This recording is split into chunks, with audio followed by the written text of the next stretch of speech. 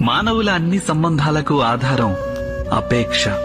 భర్త ఎలా ఉండాలని అడిగితే నా జీవితాన్ని సుఖ సంతోషాలతో నింపేయాలంటారు. భార్య ఎలా ఉండాలని అడిగితే ఎప్పటికీ నా పట్ల అంకితమై ఉండాలంటారు. సంతానం ఎలా ఉండాలంటే తమకు సేవ చేయాలని తమ ఆదేశాలు పాటించాలి అంటారు. మనుషులు ఎవరిని బాగా ప్రేమిస్తారు అంటే తమ అపేక్షను పూర్తి చేసేవారిని. అయితే అపేక్షకు భంగం కలగడమూ మామూలే. ఎలా? ఎందుకంటే ఈ అపేక్ష మనుషుల మస్తిష్కంలో జన్మిస్తుంది. ఏ ఇతర వ్యక్తి వారి అపేక్షల గురించి తెలుసుకోలేకపోతాడు. పూర్తి చేయాలన్న తపన ఎంతగా ఉన్నప్పటికీ ఏ మనిషి ఇతరుల అపేక్షలను పూర్తి చేయలేకపోతాడు. ఇక అక్కడి నుంచే జన్మిస్తుంది సంఘర్షణ. అన్ని సంబంధాలు సంఘర్షణ రూపంలోకి పరివర్తన చెందుతాయి.